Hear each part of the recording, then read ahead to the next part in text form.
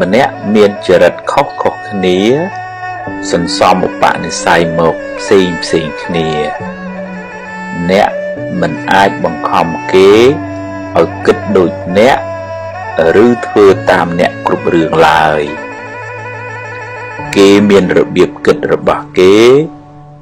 យើងមានរបៀបគិតរបស់យើងមិនដូចគេក៏មិនដូចយើងដែរមិនមែនថាមិនខ្វល់នោះទេអ្នកនៅតែជួយកែតម្រូវជួយតម្រែតម្រង់បើគេកែបានជារឿងល្អ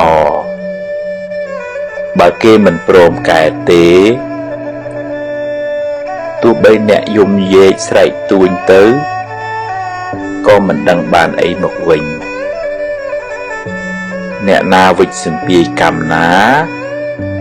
នឹងទទួលផលនៃកម្មនោះដោយខ្លួនឯងអ្នកជួយណែនាំដោយមេត្តាចិត្តតែអ្នកក៏ត្រូវមានបញ្ញាហ៊ានទទួលស្គាល់ការពិតថា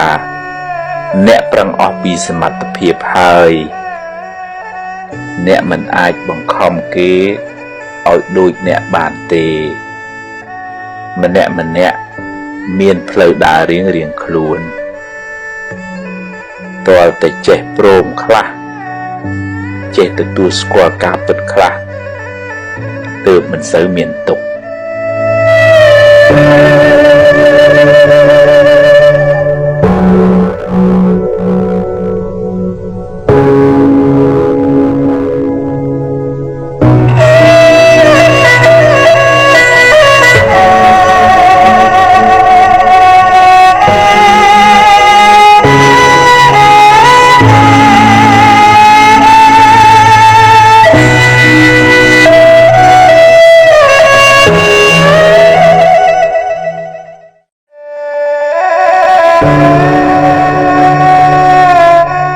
មនុស្សមិនល្អគ្រប់10ទេរៀនមើលចំណុចល្អគេខ្លះផងរៀនផ្ដល់តម្លៃនិងសេចក្តីថ្លៃថ្នូរដល់អ្នកដទៃទើបរស់នៅជាមួយគ្នាបានសុខគេខឹងគេក្តៅបើអ្នកខឹងគេវិញអ្នកក៏ក្តៅដែរកំហឹងជាភ្លើងតែងដុតទីអាស្រ័យរបស់វាស្លាប់ទៅយកអ្វីទៅមិនបានទេ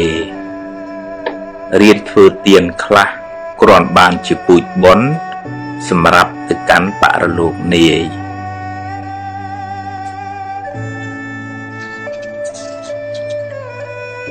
ហួងហែងច្រើនទុកក៏ច្រើនដែរព្យាយាមបំពេញតួនាទីអ្នកឲ្យបានល្អបើត្រូវប្រែប្រួលក៏អស់ចិត្តដែរព្រោះអ្នកបានធ្វើអស់ពីសមត្ថភាពហើយ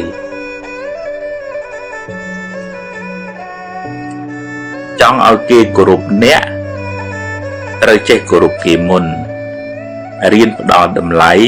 សេចក្តីថ្លៃថ្នូរដល់មនុស្សសត្វអ្នកនឹងបានទទួលសេចក្តីសុខមកវិញ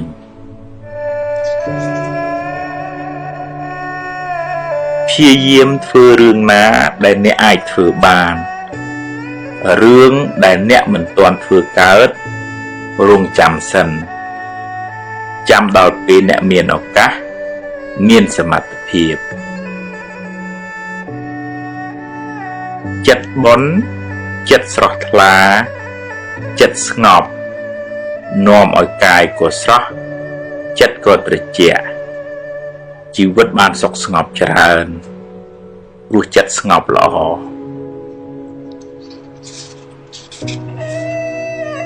គ្មាននរណាជៀសផុតពីការនិន្ទាទេសូម្បីតែព្រះពុទ្ធកុំសូវយកពាក្យគេមកបំផ្លាញសេចក្តីសុខក្នុងចិត្តអ្នកឡើយធ្វើទានជួយសង្គ្រោះពេលគេមានទុក្ខអ្នកបានបុណ្យផង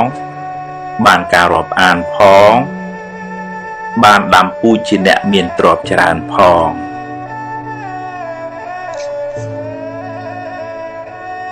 មនុស្សមានសម្ពាធបន់ខុសគ្នាជោគវាសនាក៏ខុសគ្នាដែរប្រឹងប្រែងរកឲ្យអស់ពីសមត្ថភាពហើយត្រេកអរចំពោះអ្វីដែលអ្នករកបានបើខ្ចីគេត្រូវចេះសងវិញកុំស៊ីដាច់បាបកម្មនាំឲ្យរកស៊ីមិនឡើងទេ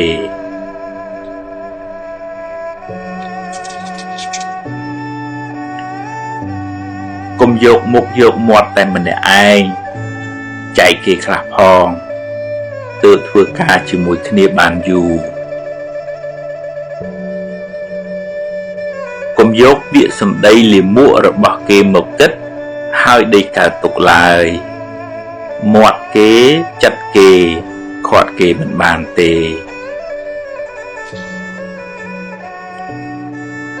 រឿងថ្ងៃស្អែកមិនទាន់មាននៅឡើយទេចាំស្អែកចាំជួបកុំព្រួយហួសហេតុពេកបើបុណ្យមាននឹងជួបរឿងល្អអតីតកាលបានកន្លងហួសទៅហើយកុំស្ដាយអីព្រោះបើស្ដាយទៅក៏កែអ្វីមិនបានដដែលយកវាជាមេរៀនហើយដើរទៅមុខកុំងាកក្រោយញឹកពេក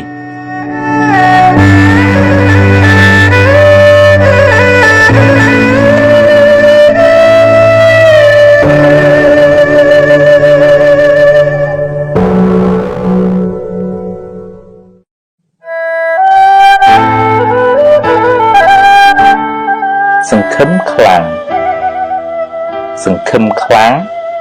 ពេលមិនបានដូចចិត្តទុកក៏ខ្លាំងដែរសង្ឃឹមចុះតែក៏ត្រូវទម្លាប់ប្រាប់ខ្លួនឯងថាបើបានក៏ទទួលបើមិនបានក៏ត្រូវតែហ៊ានប្រឈមហើយប្រឹងប្រែងបន្តទៀតអ្វីមិនចេះតែបានសម្រេចដោយប្រាថ្នារហូតទេហើយរឿងរ៉ាវសុទ្ធតែមានហេតុរបស់វាបើហេតុគ្រប់គ្រាន់ទើបអាចកើតចេញជាផលបានបើអ្នកដាំស្រូវស្រាលយ៉ាងហោចក៏ត្រូវរង់ចាំ3ខែដែរបើអ្នកដាំស្វាយត្រូវការរហូតដល់3ឆ្នាំសូមកុំតក់ក្រហល់កុំបង្ខំខ្លាំងពេកអី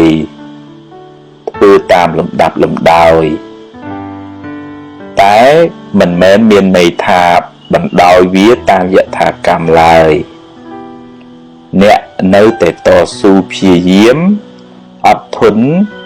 ផ្ចិតផ្ចង់ក្នុងកិច្ចការងាររបស់អ្នកបើបានសមតាមប្រាថ្នា